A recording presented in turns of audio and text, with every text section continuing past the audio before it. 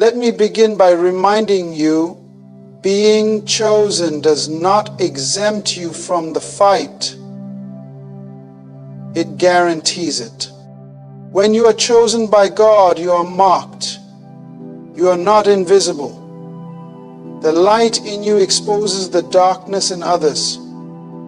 Your assignment irritates their insecurity. Your clarity threatens their confusion. And your confidence in God confronts their fear of purpose. They are plotting to throw you off. Yes, they're whispering behind closed doors. They're strategizing how to discredit you. They're questioning your worth, your motives, your calling. But hear me. Plotting does not equal power. Just because they're scheming doesn't mean they're succeeding. Being chosen does not exempt you from conflict. In fact, it invites it. When you are marked by God for a specific assignment, you carry a light that darkness cannot ignore. You carry a sound that disrupts the atmosphere around you. People can sense when someone is carrying purpose, even if they can't define it. And often what they do not understand, they fear. What they cannot control, they resist. And what they are not a part of, they try to destroy. Divine selection is a declaration in the spiritual realm. It is a statement that you have been identified as an agent of change, a vessel for impact, a leader in a generation. And with that declaration comes a ripple through the unseen world. Heaven affirms it. Hell notices it. And humanity responds to it. Some with celebration, but many with confusion, envy, or hostility. Because when you are chosen, you are not just walking in favor, you are walking in friction. And that friction is not always from strangers. It often comes from those closest to you. From family who think they know your limits. From friends who are threatened by your growth. From leaders who can't control your calling. From peers who see your rise as a threat to their comfort. To be chosen is to carry weight. It's a spiritual responsibility, not a social trophy. It's not about spotlight or applause. It's about obedience and sacrifice. God never chooses based on popularity. He chooses based on purpose. And when purpose is revealed, pressure follows. Because your life is no longer yours, you don't get to blend in, you don't get to hide, you don't get to settle. The call demands exposure. The call demands development. The call demands movement. And all movement creates friction. The weight of your calling will provoke resistance. Not because you are doing something wrong, but because you are finally doing something right. Your movement awakens what others tried to keep dormant. Your clarity confronts their complacency. Your boldness exposes their hesitation. When you begin to step fully into who God created you to be, you become a mirror that reflects what others have buried or ignored in themselves. And not everyone is ready to face that reflection. So instead of celebrating your awakening, they critique it. Instead of covering you in prayer, they cover you in rumors. Instead of pushing you forward, they try to pull you down. And it hurts, not because you didn't expect resistance, but because you didn't expect it to come from the ones you loved, the ones you served, the ones you sacrificed for. But this is the pattern of the chosen. Joseph was chosen, and his brothers threw him in a pit. David was chosen, and Saul tried to kill him. Jesus was chosen, and he was betrayed with a kiss. Being chosen by God rarely makes you accepted by people. In fact, the more heavenly your assignment, the more earthly your rejection. Because your life becomes disruptive. You start walking with vision that others can't see. You start speaking with authority they don't understand. You start dreaming with dimensions that seem ridiculous to the natural mind. And when people can't understand your assignment, they assume it's arrogance. They assume it's ambition. They assume it's delusion. But they don't realize it's obedience. You didn't ask to be chosen. You didn't raise your hand and say, "Pick me." God in His sovereignty selected you. And when He selected you, He began to set you apart, and that separation creates discomfort. People won't know how to categorize you. You don't fit their labels. You break their boxes. You challenge their assumptions. And anything that challenges the status quo will always face conflict.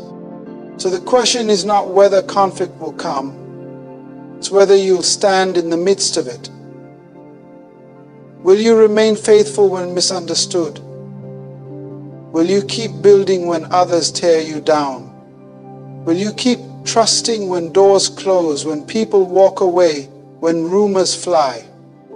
Being chosen requires endurance. It requires the ability to move with God even when the crowd walks the other way. It means learning to walk through rejection without becoming bitter. It means learning to carry the weight of your assignment without demanding everyone else understand it. You were not chosen for comfort. You were chosen for impact. And impact always comes at a cost.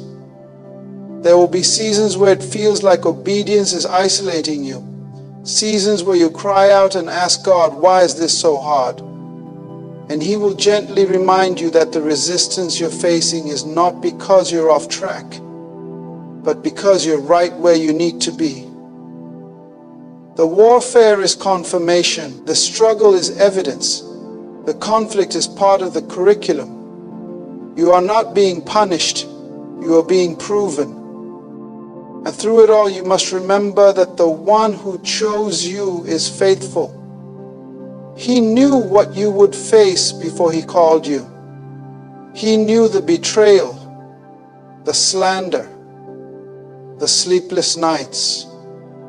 He knew the emotional weight, the financial tests, the spiritual warfare, and He still chose you because He also knew what He placed inside of you. He knew that His Spirit in you would be greater than the pressure around you. He knew that your roots would grow deeper in adversity. He knew that your character would be forged in the fire. So do not confuse conflict with failure. Do not interpret resistance as rejection from God. It may feel like you're surrounded by opposition, but you're actually surrounded by opportunity. Opportunity to grow, opportunity to lead, opportunity to rise. You were never chosen to be comfortable. You were chosen to change the world. And that change begins in the crucible of conflict. The plot against you confirms the power within you. You see, the enemy doesn't waste time, energy, or strategy on those who pose no threat. He doesn't go after the passive, the complacent, the ones walking aimlessly with no direction. He goes after the chosen, the anointed, the called, the ones who carry spiritual weight. If you've ever wondered why the warfare in your life seems unusually intense, why the pressure never seems to let up, why doors seem to close just as you're about to walk through them, it's because there's something inside of you that terrifies the forces of darkness. There is potential in you that is dangerous to the kingdom of hell. Attacks are not random, they are targeted, they are precise, and they are always strategic. When the enemy plots against you, it's a sign that you've already been identified as a threat. Even if you haven't yet fully stepped into the fullness of your purpose, the potential is there and it's visible. The enemy can smell destiny. He can sense divine movement. He can detect when someone has shifted from surviving to walking in kingdom dominion. That's when the plot intensifies. That's when opposition arises, not because you're weak, but because you're carrying something that can't be allowed to manifest without resistance. This is why the most gifted are often the most targeted. This is why the ones with the greatest calling walk through the deepest valleys. The greater the anointing, the greater the attack.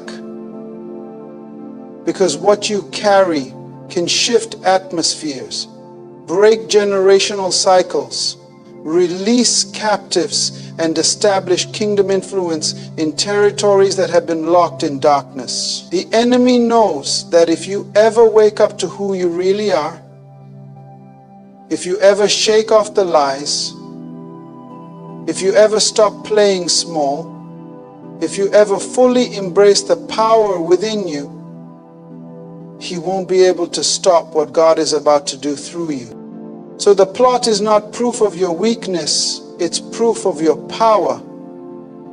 It's not a sign you're losing. It's a sign that something is trying to stop what's already winning in the spirit. What they're plotting is based on fear. Not fear of you in your own strength, but fear of you in your God-given authority. Because when heaven backs you, hell takes notice. Let's be clear, the enemy cannot create, so all he can do is pervert, distort, distract, and delay. His plots are a reaction to a revelation he doesn't want you to walk in. He knows your history, but more dangerously, he has glimpses of your future. He sees the favor that keeps following you, even after failure. He sees the resilience you have even after betrayal. He sees the strength you carry even when you feel weak. And that's what scares him. Not your past mistakes, but your future alignment. Not your current limitations, but your imminent breakthrough. That's why the opposition feels personal. That's why the attacks are strategic. The enemy studies patterns.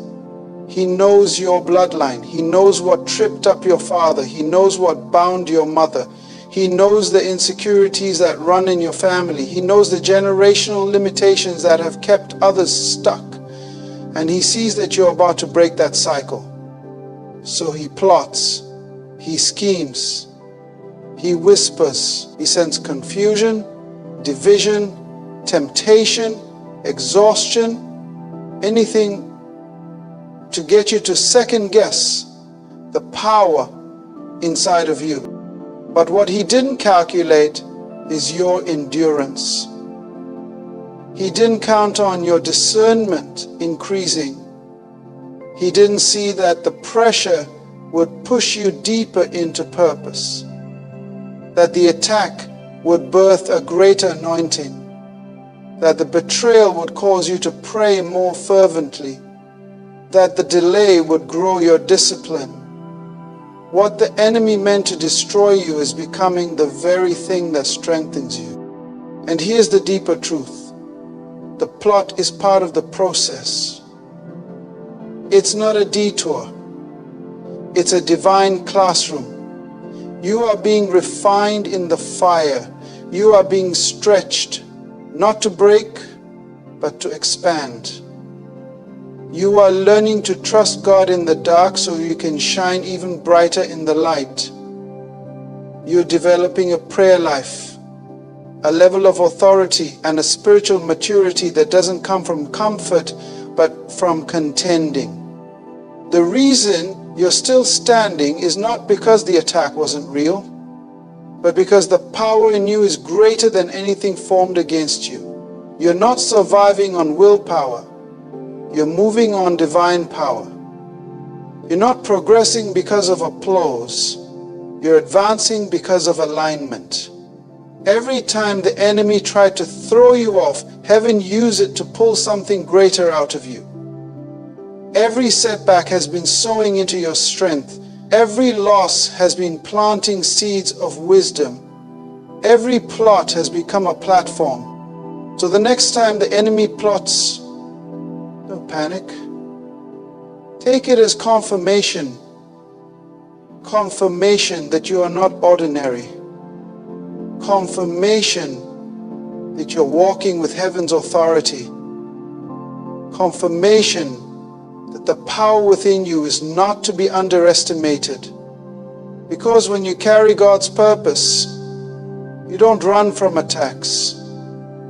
You recognize them for what they are. Signs that the enemy is already losing.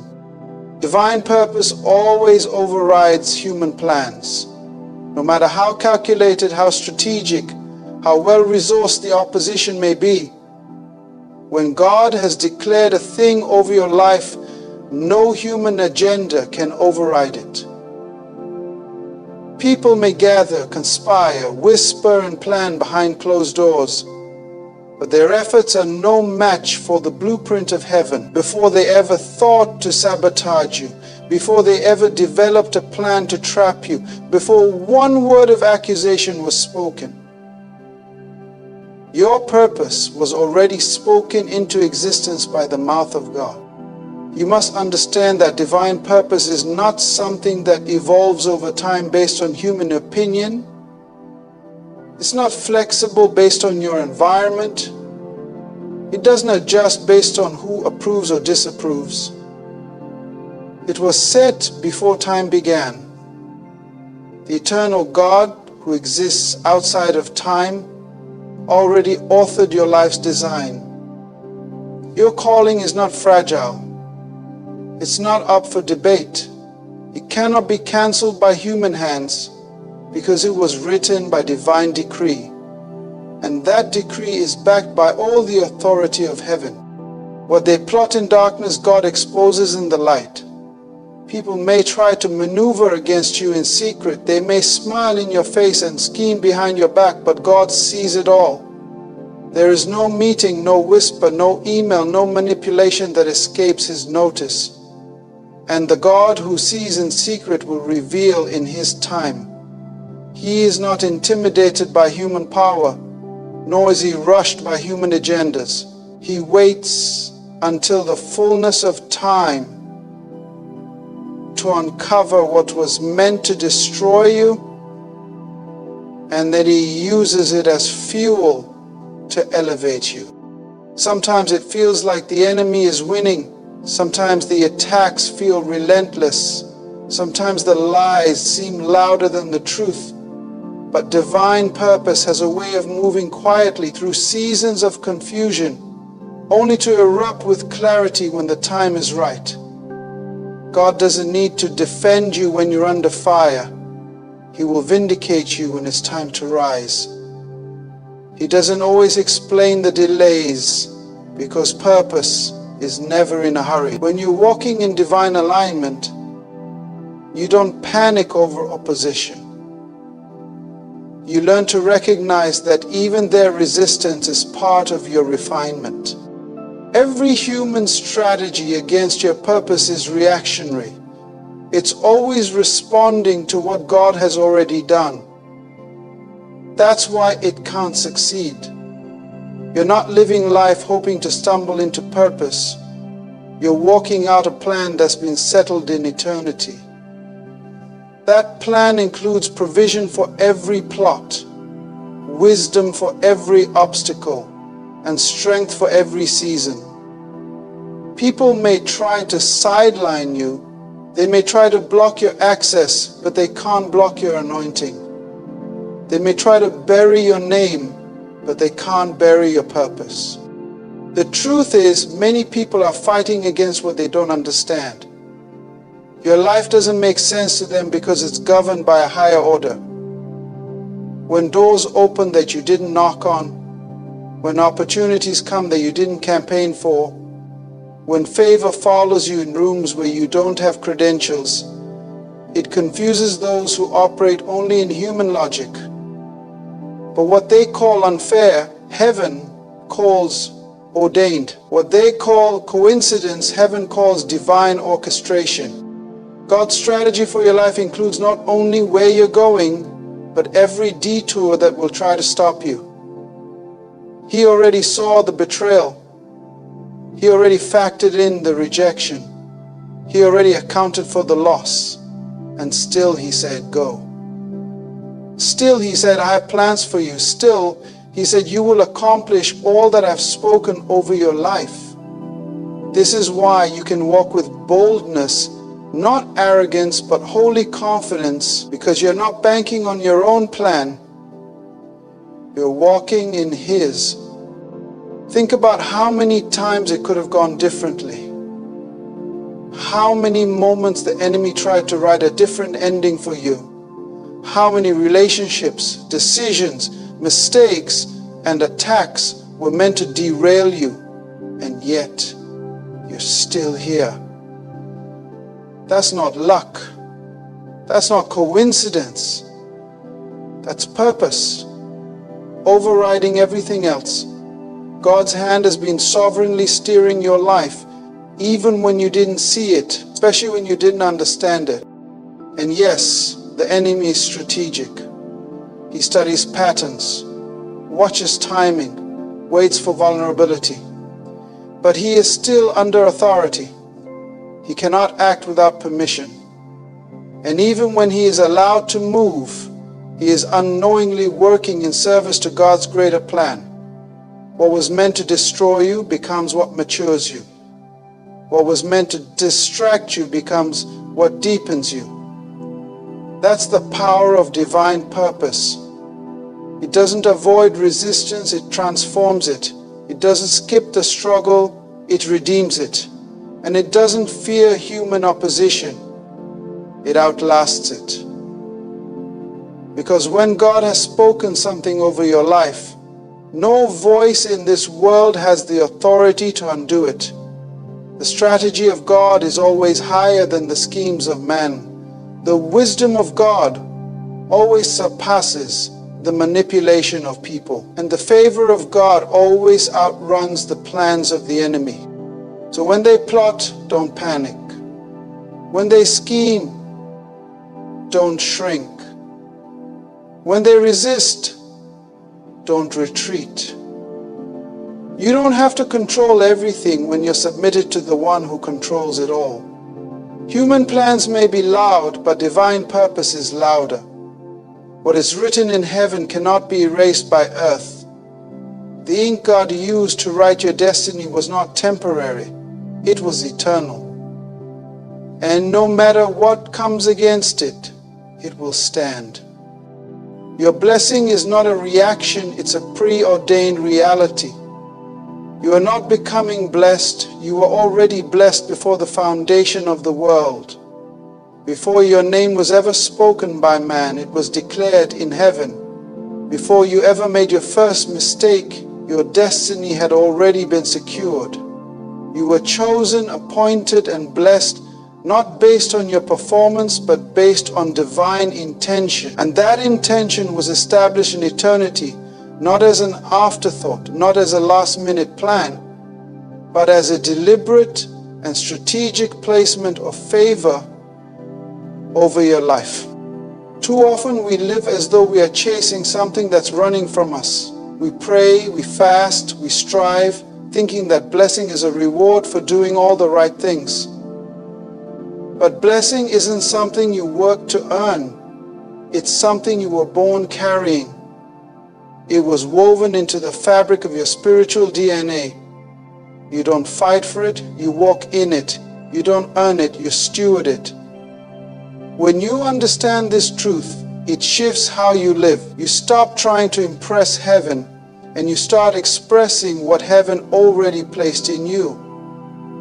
You stop asking for what you already possess and you start declaring it into your environment. The blessing is not external, it is internal. It's not about stuff, status, or success in the eyes of men. It's about being marked by God. It's about having His hand on your life in ways that others can't explain. It's about walking into rooms where you don't meet all the qualifications, but doors open anyway. It's about surviving storms that should have taken you out, but instead strengthened you. is about operating in an authority that is not learned but inherited. Because when God blesses you, He blesses you from the inside out.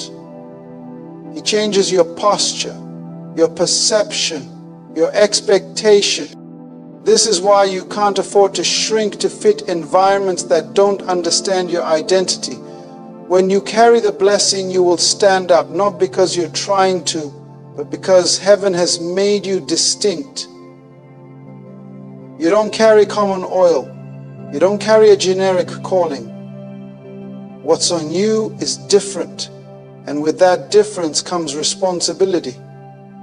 The blessing is not for you to parade, it's for you to produce. You were blessed to be a blessing. You were empowered to shift atmospheres, to disrupt stagnation, to bring heaven into places where hell has had dominion for too long. And yes, the enemy will try to confuse you about your blessing. He'll try to get you to believe you have to strive for what's already yours. He'll use circumstances to make you question whether God's hand is still on your life. But He's not attacking your reality. He's attacking your revelation of that reality. Because if you ever truly realize what you carry, you'll stop begging for crumbs and start walking in dominion. You'll stop comparing yourself to others and start cultivating what's been uniquely entrusted to you. That's why you must live from your identity, not for your identity. You are not working toward being blessed. You're working from the position of already being blessed. You're not climbing a ladder trying to reach God's favor. You are already seated in heavenly places with Christ. That's your position. That's your posture. That's your reality. And no plot, no person, no problem can take that away from you. The blessing is irrevocable. The calling is without repentance. You don't lose it because of failure. You don't forfeit it because of delay. You don't undo it because of detours. What God has placed on your life is settled in eternity. It's this kind of revelation that sustains you in seasons where nothing around you looks like what's been spoken over you. It's what keeps you moving when it feels like life has hit pause. Because you know you're not chasing something uncertain. You're walking out something already finished. You're not hoping for favor. You're operating from it. You're not begging for doors. You're discerning which ones God already assigned for you to walk through. That's the power of a preordained blessing. It's not delayed by earthly resistance. It's not altered by human opinion. It's not adjusted by circumstances. It is a settled matter. This is why your presence provokes reactions. Not because of who you are in the flesh, but because of what you carry in the spirit. The blessing makes people uncomfortable who are unaware of their own. The blessing makes demons tremble who thought they still had territory in your life. The blessing shifts dynamics, interrupts cycles, and accelerates timelines. You are not average. You are not common. You are not expendable.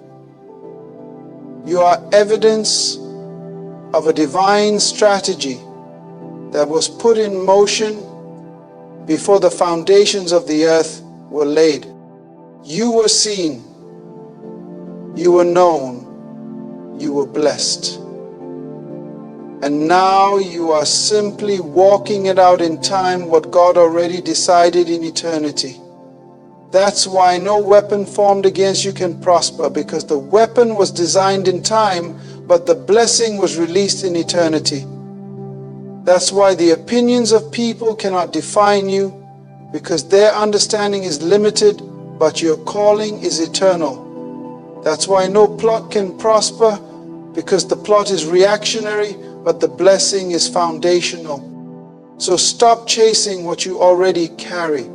Stop striving to earn what's already yours. Stop doubting what God has already decided. Walk with your head high, not in pride, but in clarity. Speak with authority, not from arrogance, but from alignment. Move with confidence, not because of what you've done, but because of who you've been called to be. The blessing is not pending, it's present. It's not circumstantial, it's spiritual. It's not borrowed, it's inherited. And once you carry that revelation, everything around you begins to shift to match what's already been spoken over you. Resistance trains you for rulership. It's not just something to endure, it's something designed to shape you. Every attempt to throw you off, every scheme to break your spirit, every opposition that rises against you is part of God's method to mature you, to build you, to prepare you for a weight you don't yet see. God never wastes adversity. He uses it as the soil in which your authority is cultivated. And the more intense the pressure, the more precise the purpose. Too many want the crown without the cross, the throne without the trials, the influence without the resistance. But rulership in the kingdom is not handed out like awards. It's forged through process. God doesn't elevate those who run from resistance. He elevates those who are trained by it. Because in the kingdom, it's not just about being gifted, it's about being grounded. Not just anointed, but appointed. Not just called, but conditioned. The platforms you're being prepared for require more than charisma. They require character. And resistance is God's tool for developing that character. You have to understand that when you are chosen for influence, you be enrolled in God's school of pressure. It's not punishment, it's preparation. Pressure purifies. It removes the excess, the ego, the entitlement. It exposes what's still immature and strengthens what's been underdeveloped. God will use conflict to stretch your capacity. He will allow opposition to sharpen your discernment. He will use rejection to teach you identity that isn't built on affirmation. What looks like delay is often divine discipline, the kind that produces leadership that can be trusted. God does not train kings and queens in comfort. He doesn't raise warriors in soft fields. He forges leaders in caves, in deserts, in silence, in obscurity. Before you ever rule, you must learn how to reign over your own soul. Before you lead people, you must learn how to follow God through seasons that don't make sense. Before you speak with authority, you must walk through moments where all you have is obedience. Resistance is the classroom where rulers are made.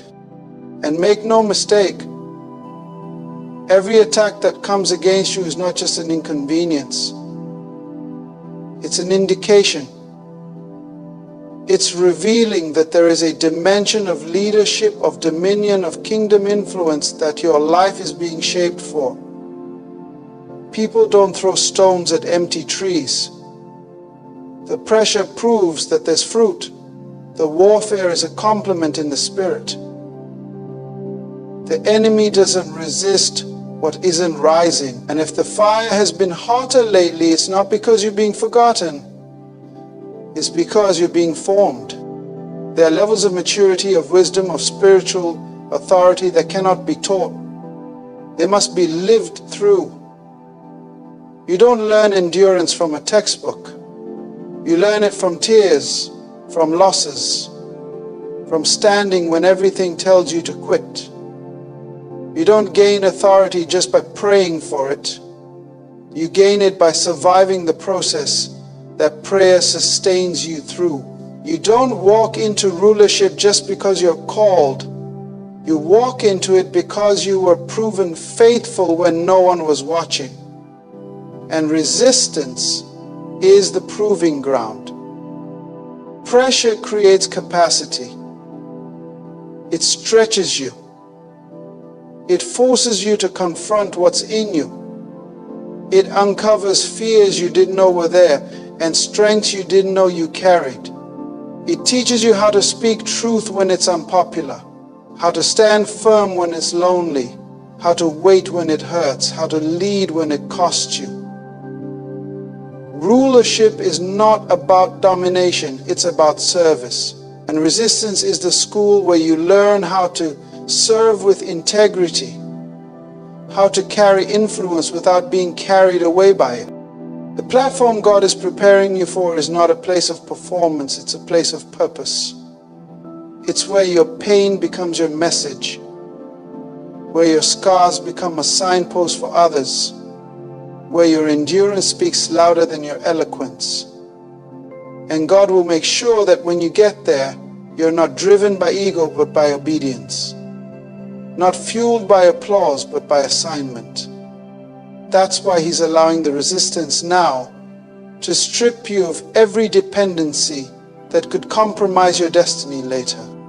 You may feel like you're under attack, but you're actually under construction. Heaven is building something in you that can't be shaken. He's laying a foundation that will hold the weight of what's coming. If He promoted you prematurely, the pressure would crush you. So He trains you privately before He trusts you publicly. He hides you before He highlights you.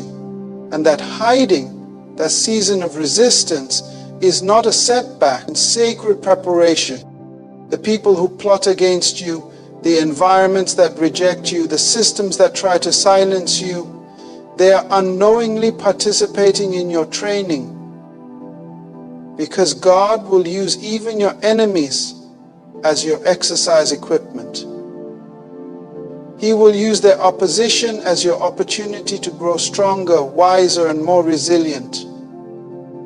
What was meant to stop you is actually equipping you. What was meant to break you is building your spiritual muscle. So don't despise the resistance. Don't run from it, don't curse it. Recognize it for what it is, evidence that rulership is on the horizon. You're not being punished, you're being positioned. You're not being thrown off course, you're being aligned for something greater. Let the pressure do its work. Let the trials build your testimony. Let the warfare refine your worship. You're not just surviving, you're being shaped into a ruler, one battle at a time. You're not just protected, you're positioned. God never merely guards you from danger. He places you precisely where purpose unfolds. His protection is not passive, it is prophetic. He doesn't just shield you from harm. He strategically allows certain things to happen, not to destroy you, but to develop you. While you're worrying about survival, heaven is orchestrating your setup. The opposition is not random. It's not without purpose. It's not a detour. It's divine positioning. Every time someone tried to push you out, God was pulling you into destiny. Every time they closed the door, heaven was opening another that didn't require their permission. Every betrayal, every misunderstanding, every rejection, they weren't setbacks. They were setups. The enemy thought he was isolating you, but he was actually putting you in position. Because sometimes God has to separate you to elevate you. Sometimes He'll allow you to be left out so you can be lifted up. You see, when you're chosen, the battles you face aren't proof that God has abandoned you. They're confirmation that God is arranging something greater behind the scenes.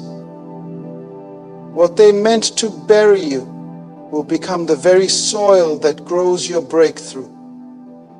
The same pit that was meant to swallow you becomes the place where your roots grow deep.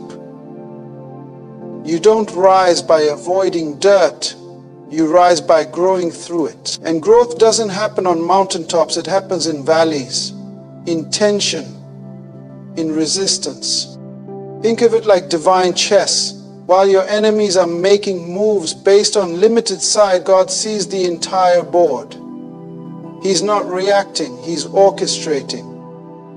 He places you in obscurity not to forget you, but to develop you. He allows the tension not to torment you, but to train you.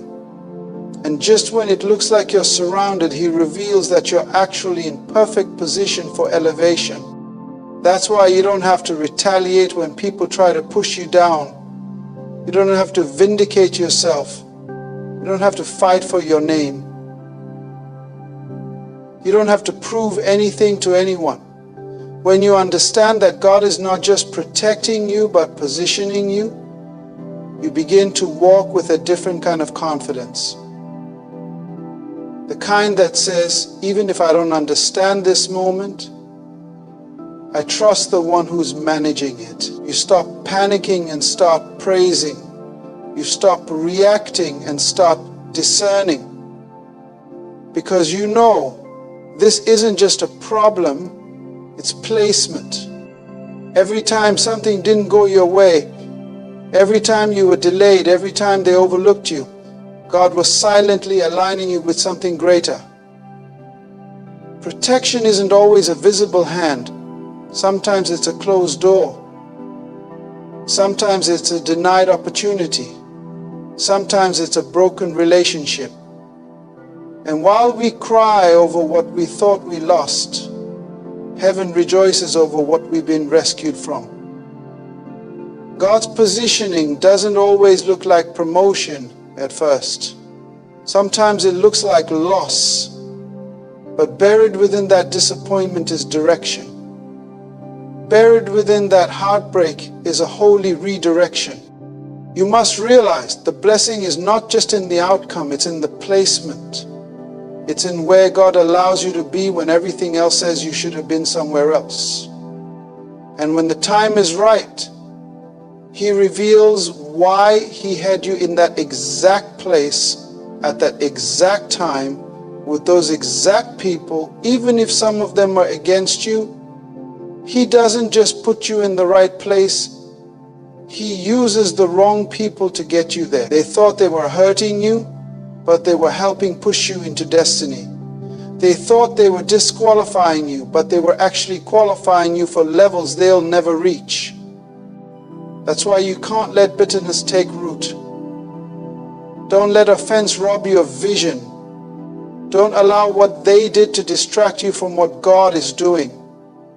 When you're chosen, everything that happens to you is filtered through the hand of a sovereign God.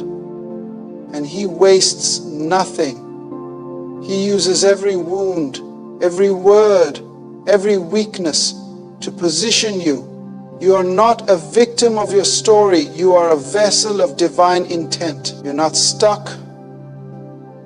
You're stationed. You're not overlooked. You're in hiding for a reason.